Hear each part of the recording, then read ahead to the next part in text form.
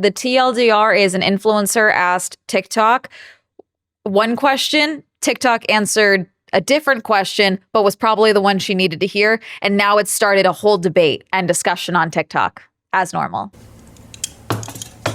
That's it. That's my intro. Hi, I'm Amanda. My full-time job is talking, and I'm professionally nosy, and you're watching Swell Entertainment, the channel where I tell you about whatever I'm obsessed with that week every Tuesday. And today we are talking about Jaclyn Hill and the conversation that she started on TikTok. Have I ever talked about Jaclyn Hill on this channel? I don't think I have. I haven't really talked about a ton of the, beauty guru girly pops in a very long time, if ever. I know I didn't cover Lipstick Gate. I know I didn't. Is that even what it was called at the time? I don't think so. The fluffy lipstick situation. Because I'm going to be honest, every time I think of her now, I think about the fluffy lipstick.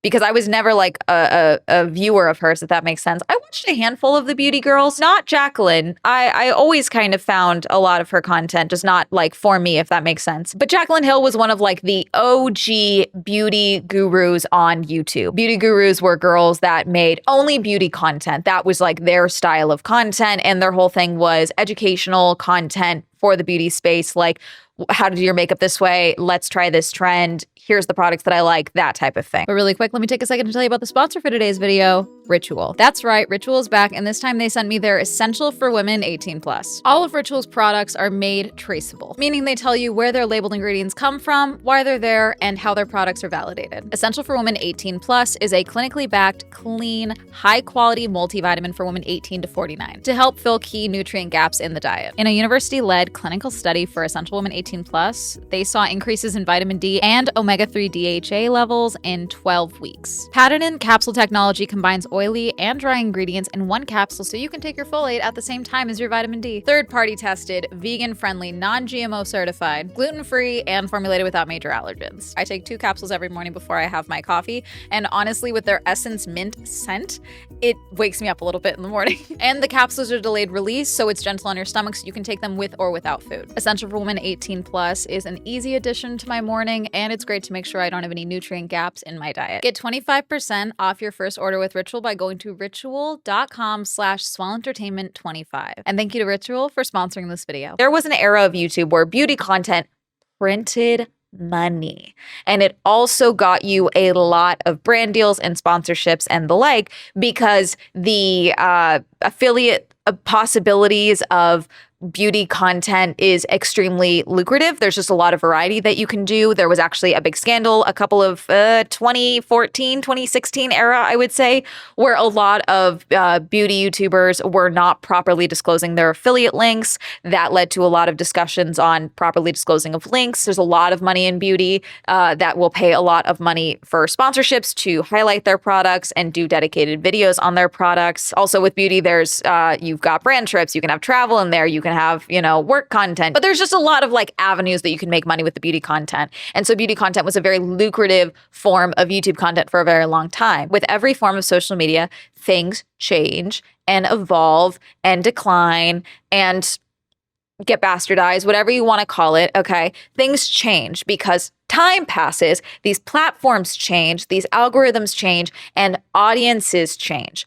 Even though, you can have someone that's been following you since you were like me, let's say had 1,000 followers or subscribers here on YouTube, those people have aged the same way that I've aged. My income's changed. Where I've lived has changed. Where you've lived has probably changed. Your life has probably changed over the course of watching me as a YouTuber.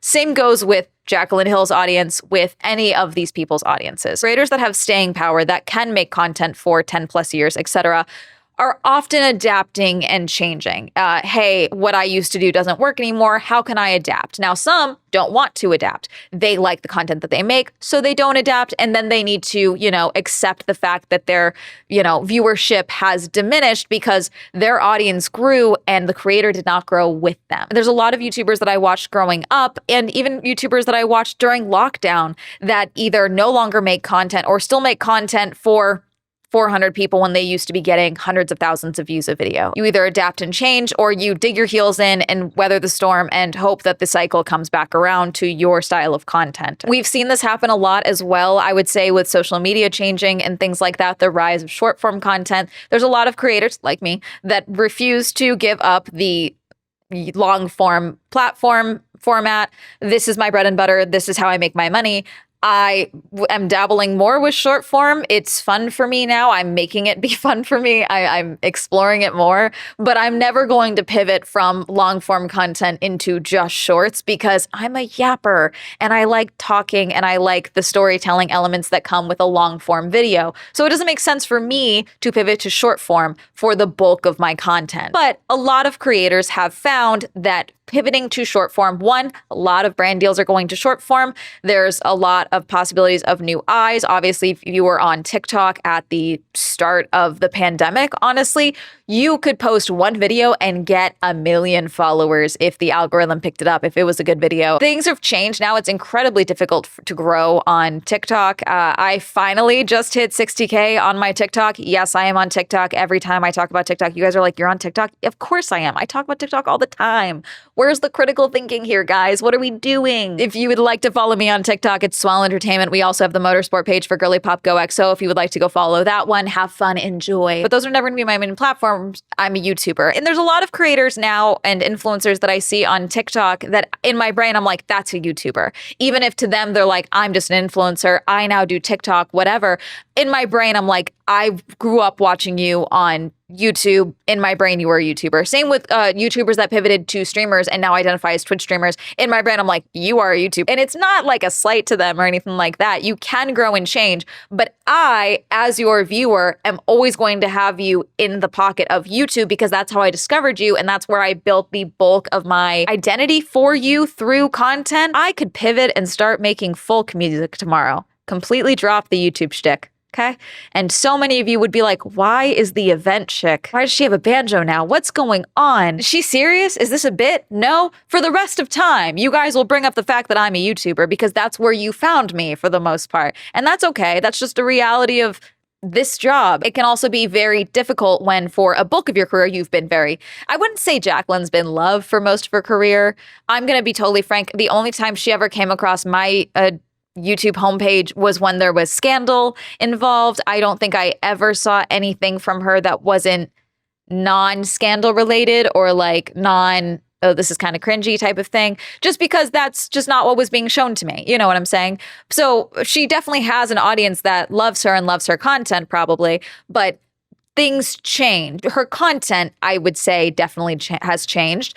And when a creator's content change, it's not always a bad thing, as I said. Like for a lot of creators, their content needs to change if they want to survive and continue to do the work that they do. If they want to continue to have a job as a creator or an influencer, you have to pivot. You have to find a new avenue. That's just how it happens sometimes. Sometimes that pivot is an organic one that is not necessarily a good one. Jacqueline, as I said, was a beauty YouTuber that made a lot of money as a beauty YouTuber, the way that most of them did. So it wasn't uncommon for a lot of these beauty gurus to pivot from the makeup side of things to the luxury makeup product side of things into the luxury side of things. Across the board, luxury. So you would start seeing these YouTubers that were making very good money start buying a lot of expensive items with their own money. Sometimes it was gifted items, but oftentimes it was like spending your own money. A lot of these people moved into very expensive houses, very detailed beauty rooms. I think a lot of things for this, because I obviously as a creator, I'm like, yeah, this isn't a YouTube room. This is my office. Okay.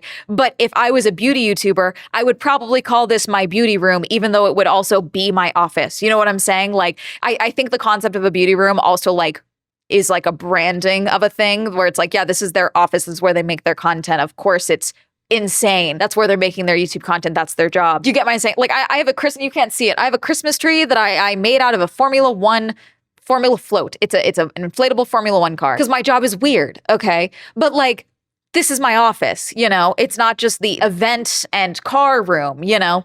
Same thing. Like it's a workspace, you know, more than anything. And it's goofy, but it's, you know, practical in a sense. So you had all these things. And so then a lot of people started making the content. I would say 2016 to pre-pandemic, we were in a very hardcore flex culture era of social media in general. You can argue we are still in flex culture, but I think the tone is extremely different. There was a lot of content that was entirely in this era. I'm thinking like Rice Gum era, okay? There was a lot of people who the main thing that they were known for was the fact that they were spending bans on literally everything every single day. Okay, that was like half of the vlog content. Like no one watched a vlog unless you dropped $2,000 on something. And it's absurd. It is absurd. That was always absurd. That was, you could argue, always out of touch, but that was a trend that was happening. And so I think a lot of people got really comfortable in that.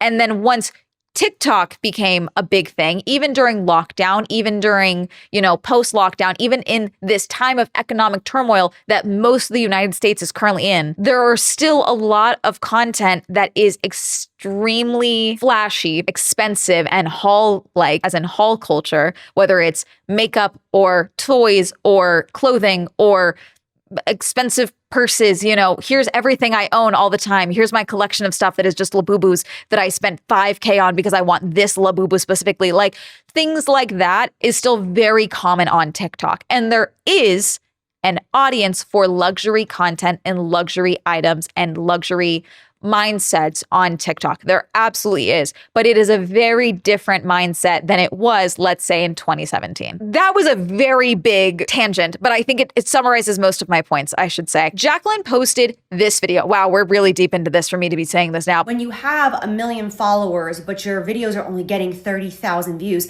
this is just not the way it used to be. Like when I started, it was so organic. Like you subscribed to the people that you liked, you opened up those apps, or you got a notification on your phone saying so-and-so just posted a video, you go, you engage with it. And like, it was that simple. Now it's like, I put videos out there and sometimes I just feel like I'm talking to myself. I'm like, where is my audience? I feel like my audience is really on Instagram stories. Like my girls are there for me on Instagram stories. Like I really know who I'm talking to over there, but I miss the days of knowing who I'm posting my content for. I'm at the point in my life and in my career where like, I only want to post for my girls. Like the ones that I've built this relationship and this trust with, but like TikTok isn't even showing my stuff to those people. It's like these apps control who sees our stuff, and like the audience that we worked hard to build isn't even ours. It's owned by these apps, and we just have to like hope and pray that after posting our content, these apps are going to choose to show our content to our audience who chose to follow us in the first place. She is complaining about something that is a very big problem on TikTok that has been a problem since the rise of TikTok, which is every time you post a video, this used to be very different on TikTok, I would say. Now it's changed excessively because there's way more content on TikTok. But it used to be during lockdown that every time you posted a video on TikTok, you had the chance to be seen by every single user on TikTok. Every single person. That is no longer the case, okay? But even at the time, it would not be uncommon for you to follow someone on TikTok and that from one video, or follow them because you follow me on YouTube and you wanted to follow me, and never be shown another video of mine. That is extremely common from the jump to now. This is an ongoing issue with this platform.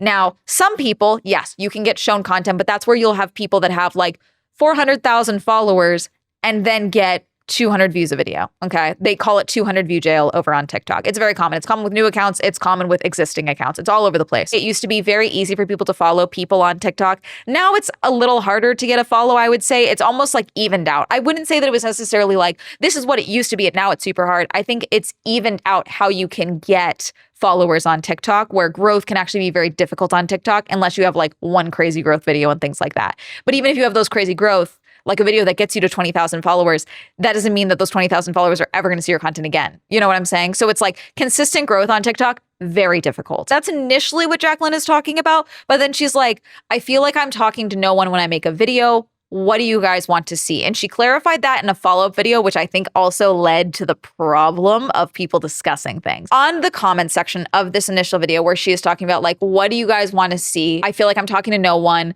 She kind of goes back and forth on what the purpose of this video was. It sounds like she was complaining about the algorithm and was like, I want to talk to and make content for my viewers, the people that follow me. And I feel like I'm being shown to random people and not like the people that want to follow me. So the comments on this video, though, I think are extremely relevant because, again, this brought up the discussion, as always, of out-of-touch influencers.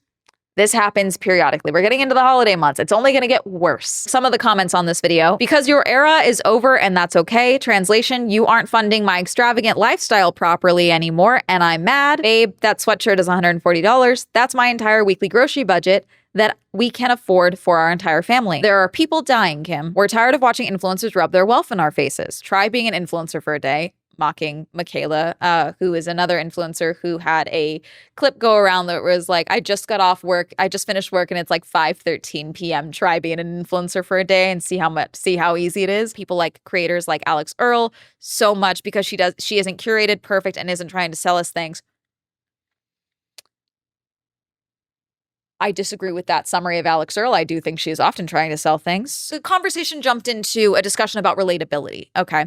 Which I go back and forth about this because, yes, a lot of creators are successful because you relate to them. Like creators, people can see themselves in creators and things like that. There are some of you that probably see yourself in me because I talk a lot, or at the very least, you feel connected to me because I give you the vibe of like, we're meeting for coffee and I'm talking about you about something I saw on the internet and I need to explain it to you because if I don't, I'm going to explode and I can't talk about it at work. You get my point? Like there's different things that different people get connected to with creators. And sometimes it is relatability. I also feel like there is a hostility towards a lack of relatability from creators and influencers in particular, because the nature of content creators and influencers, the content needed to be made at some point. Someone was going to make the video. If I didn't make the video, you wouldn't be watching this. If Jacqueline didn't make her videos, no one would be watching it. But the success level is directly dependent on your audience or people watching you, whether they like you or not, okay? And so when someone who is a fan of yours feels like they no longer relate to your content, can't connect to you anymore, can't connect to the content, they feel betrayed in some sense. If not betrayed, they're just like, okay. There are creators that I watched for years that it's like they're still making content, but I stopped watching them for a variety of reasons. Lately, some of them, it's because out of nowhere, they got weirdly conservative. And I'm like, ugh. I admit I have been unfollowing influencers that suddenly get engaged. I admit it. Honestly, the best way I can explain it for creators that I've like felt myself drift away from is kind of like when you have friends from school that you like a lot, but then you just kind of your paths diverge. You know, one of you goes to school in one state, the other goes in another state.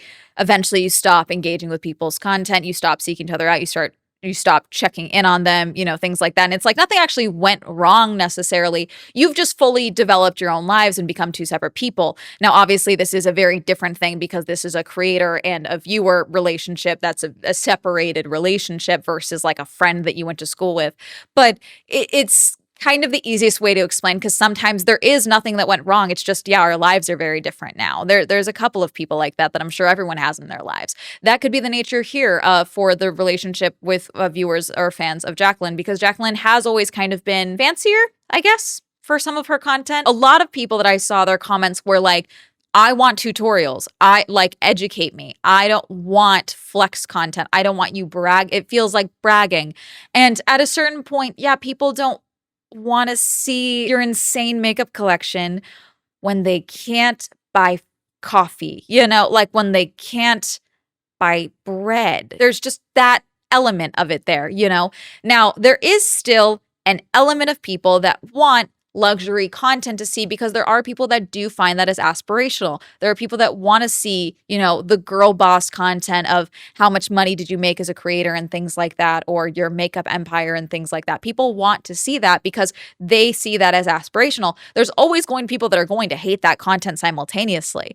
But when you're asking the audience of like, what do you want to see? I'm looking at Jacqueline's page. I don't think she's done a ton of like content like this that's like educational, if that makes sense. It's like the influencer TikTok content. You know what I'm saying? And there are tutorials on TikTok, even on YouTube. I pulled up her YouTube channel just to see when's the last time she posted. She hasn't posted on YouTube in 4 months, and it was a bunch of Amazon items, which she has a Amazon influencer page like most creators do. Of her last 10 videos, 3 of them, 4 if we count this one, are favorites videos, like things that she has bought, which means there's probably affiliate links in the description box. A lot of people are sick of being sold things. Not everything needs to be relatable, but at the very least, you need to be entertaining. You can get out of being entertaining if you're educational. There's a bunch of things that relatability is like the shorthand for, I would say. There are people that I relate to that I'm not a gamer 24/7, you know, but there's a lot of gamers that I like watching because they're fun, you know, like, do I relate to this dude? Not really, but like this is fun. There's people that I find that are educational. Like, am I a science creator? No. Do I watch a bunch of science creators' videos because I like the breakdowns? Yes, that's educational for me. I think relatable is the new like shorthand for your content upsets me, and it used to not. It is very frustrating when you watch someone that you felt used to teach you about makeup and you felt you helped because you watched their content. Maybe you bought her fuzzy lipsticks. I'm sorry, I'm always going to bring up the fuzzy lipsticks. She had a lipstick line drop, I think 2019, maybe 2018. And some people got their lipsticks and there was like fibers in it. Some of them had balls. It seems like some people thought they were expired. It does sound like it may have been like a manufacturing error or something. There was a whole fuzzy gloves thing where she was like, they were using gloves to inspect it and the gloves were shedding. And that's why they were fuzzy. I don't know why that would lead the fibers inside the product, but that's just me. There's 2 YouTube tutorials in the last year or so, I would say, maybe 3. So like even the main thing that people followed for, it sounds like that's not what they wanted to see anymore, or that's not what you're being shown. Scrolling through her page, there's all these views. Like you cannot like the engagement that you're getting because at the end of the day, engagement is a big deal. Like having a lot of followers, a lot of views is great, but like if you're not having like an engaged audience and things like that, a lot of brands may not want to work with you. She probably has made enough money that she could retire if she wanted to. This very easily could be a point for Jacqueline where she already has made her money. This isn't a money thing. She does truly just want to engage with her actual fans and she feels like she's not engaging with her fans. She then made a follow-up video to this one that is like, I made a video yesterday that I think was like misunderstood or something. Like, I want to know what you guys want to see. Hi, so I posted a TikTok yesterday and the comment section has taken such a turn and I'm listening. Like I've been laying here in bed for the last 30 minutes reading these comments because when I first posted the video yesterday, the comment section kind of went a different direction. And at first I was like, wait, no, that's not what I'm talking about. Like, I'm not talking about like my content. I'm talking about the app. But now there's like, I think 2,000 comments. And I'm like, okay. My ears are open. I'm listening. I'm reading your comments. You guys are saying that like you're sick of the influencer era. You're sick of the shit. You're sick of the luxury. My question to you guys is like, what is it that you want to see? Like I started this 14 years ago when I was literally on food stamps, broke as hell. I had no clue that you could make a dime doing social media. I genuinely started it for the love of it. The only reason I'm still here is because of you guys, because of the community. If you're not enjoying what you're seeing, I 100% want to know. I want to shift gears. 100%. Yeah, I think people just hate luxury hauls. Like people keep bringing up Alex Earl. Like Alex Earl is a millionaire, but somehow remains relatable because she has never done a luxury haul or flaunted her wealth just saying. I don't know if I just disagree with that. Maybe it's the same thing of like with Alex, like a lot of people found her while she was a college student. And so she would like go to the Oscars and then go home and go back to school and like do like a barbecue with her friends. Was she at the Oscars? I don't remember. She did an award show and did like something crazy. And then like was the next video was like her doing a barbecue with friends. Like that back and forth might be what people, like I mentioned, like I'm going to remember these people as YouTubers. There's a lot of people that are going to remember Alex Earl as like the college influencer, And so maybe that's where it is. You aren't relatable, sweetie. I love you, but I'm an OG follower and will continue to follow you. But we're just tired out here trying to pay our bills while the influencers live in these lavish homes. It's just not relatable anymore. The relatable, I don't want to say that it's not it because like, I feel if that were the case, I feel like we would have a much more variety of success for like mid-size creators that are working. And I mean, we are seeing this. We see this all the time where like creators get followed for a variety of reasons. We talked about this when I talked about the 9-to-5 creator that then became a full-time creator when his whole content was like, I get value from having a 9-to-5. And people followed him because it was like, yeah, I can find fulfillment with that, with my 9-to-5 job and my 30-minute lunch break. I can find fulfillment with that. And then he was like, actually, I've made a lot of money on YouTube and TikTok. And now my whole job is content because that's my true dream, not 9-to-5. You believed that? And people were like, what? Kind of the same thing in a sense, but also not. I think when you are a creator, you can make a lot of money. Not everyone does. And honestly, especially on TikTok, income is just down. Money has dipped a lot. Even people that are like full-time creators are probably not making the same money. It's a lot of ads. TikTok Shop is being pushed like crazy. They're now doing these posting contests, which you can make a lot of money from doing it. But it is interesting because I'm curious if they're pulling from the programs if you don't want to do those posting contests. I get served a lot of them because there's a lot of them that show up for events that I'm literally at, especially with a lot of the card content that I've been doing. And sometimes it's like educational stuff. Sometimes it's just, they want the high quality content because TikTok is trying to pivot into the Instagram vibe / YouTube vibe of like the higher quality content. They want to get away from the more low key content. And so it's kind of interesting because it's like viewers want the relatability and like we don't want these crazy hauls. We want tutorials. We want this. And then TikTok itself is like, no, production value, give it to us. You know what I'm saying? Blaming the app, huh? I mean, she is blaming the app, but also like the problem that she is acknowledging with the app is not a new problem. Like everyone experiences that one. It's the reason that everyone talks about the 200 view jail and things like that. She is talking about two separate things and everyone's focusing on the one thing. You know what I'm saying? I hate seeing all the waste, trying 10 different lipsticks, knowing that you're not going to get through any of them, and then seeing everyone's declutter videos.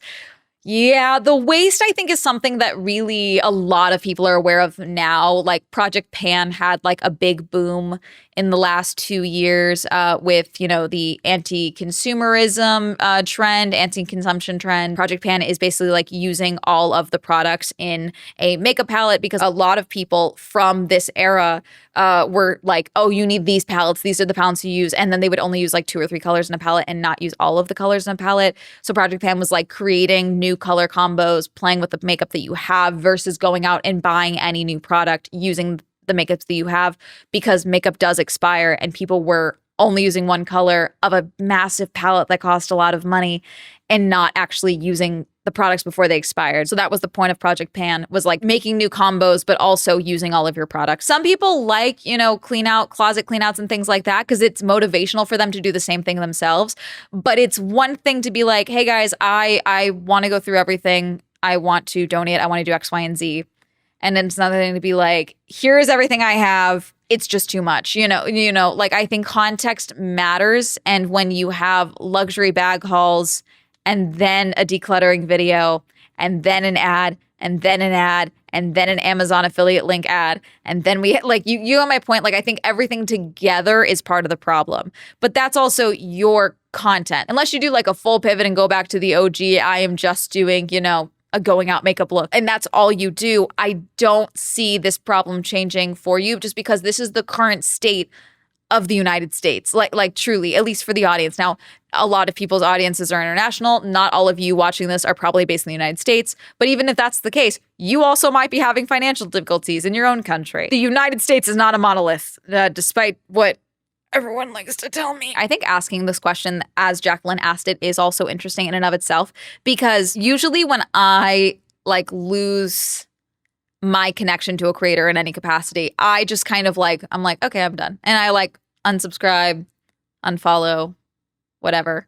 I don't like say like, fuck you, you know, or whatever, you know, like I just move along. And so when you ask the question though, then people that one follow you and feel like, yeah, you know what, this is bothering me. If you ask the question, you have to be prepared for the answer, I guess is my point. Honestly, I think the people that are answering your question and replying are like, there's a lot of people where it's like, this is the first time I've seen you and this is what my opinion of your page was and it's not good, you know? But there are a lot of people that are like, I have been following you for years. Like the fact that they are saying that and they are answering the question says like, yeah, hey, they want to still watch you. They feel that connection to you. They like your content. They like you, but they don't like the content that you are making right now. Like they're not getting whatever value, whether even if the value is simply, I want to be entertained. I don't think that they're finding that from you right now. You know, sometimes that is all it needs to be. Like it could just be that the content is not entertaining on top of feeling extremely out of touch. You know what I'm saying? I'm just talking in circles now, but that's my point. Have you seen Jacqueline's videos? Did you ever follow Jacqueline Hill?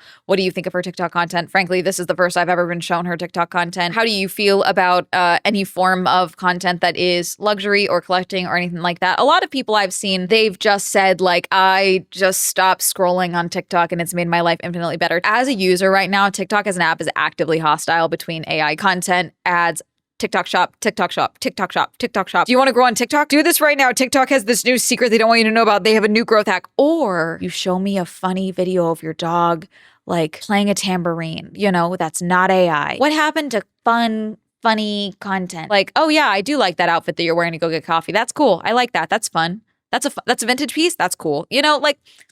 I feel like we're getting less of that. Let me know. Comment down below. Reminder, I stream on Twitch. Reminder, the Swell Entertainment is now available on Spotify. Reminder to check out Girly Pop Go if you'd like to see more car and motorsport content. Shout out to my channel members. You also like to join on channel memberships. You can go to the link join down below. If you'd like to join on social media, that'll be all up here. And that's going to be a have a lovely day. Goodbye.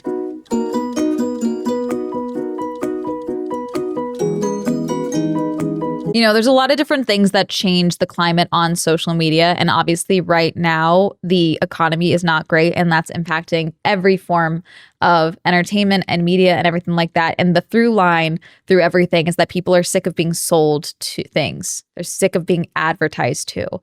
And even when you're doing like a big decluttering haul, it does feel like something is selling something to someone. Does that make sense?